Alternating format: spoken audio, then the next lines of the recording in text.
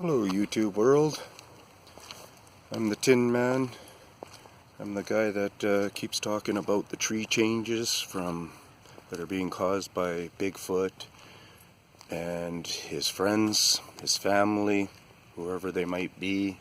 There's large amounts of numbers of them, that is for sure. So I just wanted to, today is the day that Jack goes up for adoption. And which is in about another hour here, so I just thought I would stop and do what program is already starting to take hold, and that is to really start pressing on the message.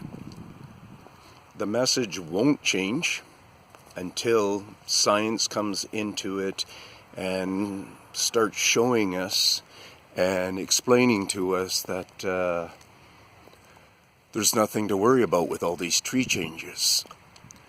People go missing. A high number of women go missing. And we always just assume it's some crazy truck driver that is, just a sick person. And that sick of a person can't get caught. Or those sick of people can't get caught. I remember 10, 15, 20 years ago thinking to myself that the percentage that cops, the police enforcement establishments and stuff, they actually catch criminals that do pretty extensive crimes. I always understood it as being that they had a high success rate.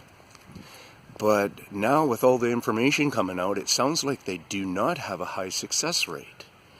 So I wonder, why don't they have a high success rate? Because in a lot of cases, they're getting nothing for information other than a person just exactly vanished from, like, say, right at this spot, right near this forest, right near this river. They'll find out that that's so many of the times where the people have actually gone missing. So now, 6 months ago, I bumped into some creatures in the forest because I first came across some foot tracks that made me very curious. Within about 6 days, I bumped into some creatures. A few days later, I bumped into some other creatures. A couple of days after that one, within 2 weeks, I had 3 interactions. And the third one, the creature in the picture does not look very pleasant. I shouldn't be that judgmental, maybe he's a super nice guy. But he doesn't look very pleasant. He doesn't give me a hard time. Fools me a lot, moves quite a bit. People just haven't become aware of it yet. I'll be coming up better with some better footage of that very soon here. That's my commitment, part of my commitment. And also, he doesn't look anything like the little boy from my first one. So my first face-to-face is a little boy. About 7 days later than that is when I bump into a big male, and they look nothing alike, other than they're going to have 2 legs and 2 arms. The rest, color, everything they don't match each other for a species at all. I'm not recalling, but sometime after that, I ended up realizing, I was able to come up with a tracking technique. I ended up realizing they're all in a lot of different areas. I ended up getting a verbal and a physical confrontation from one, where they would have been behind those big trees approximately for a distance.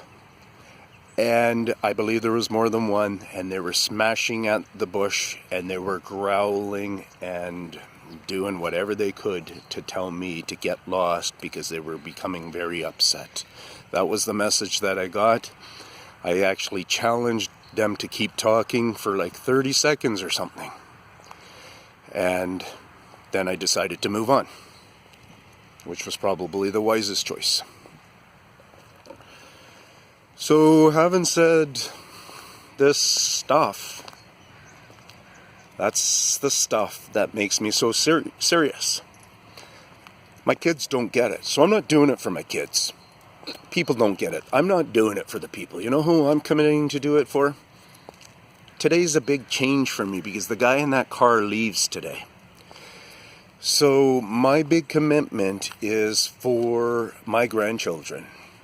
Their safety and well-being of freedom. Right now, a lot of people are up in arms about Trump and what kind of a job he's going to do with keeping people free in the Western world.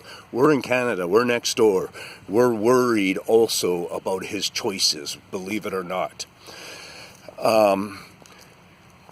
Trudeau, we're not very happy with the job.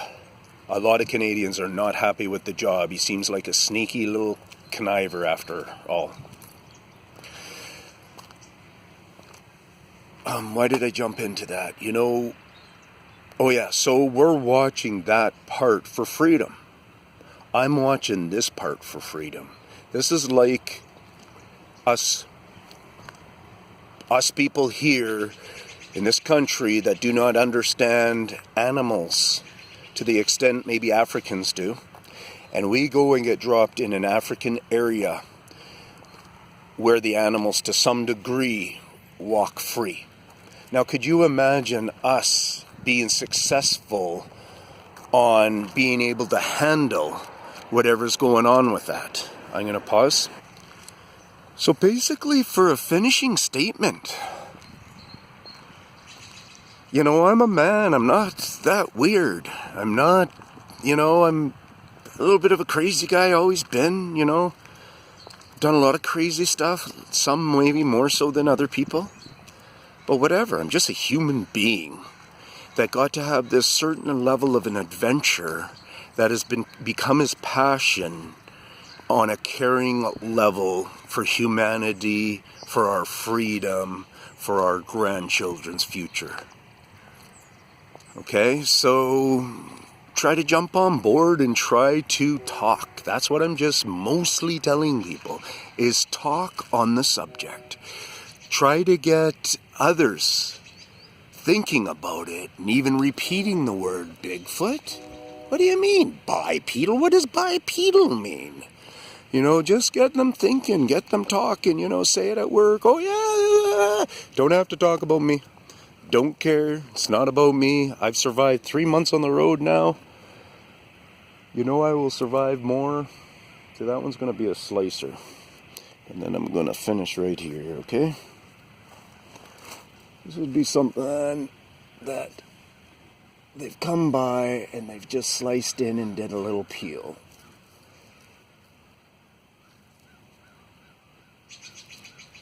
Maybe not. It might have been a tree rub. But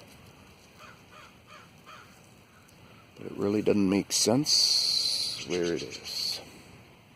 I think it's more them just busting this up. Really got to try to get in and see what they're doing, because they're everywhere. I haven't even looked really at these trees, but I know they will be here. I know they pass through. I know they've been here for many, many years. Peace out. Thanks for tuning in.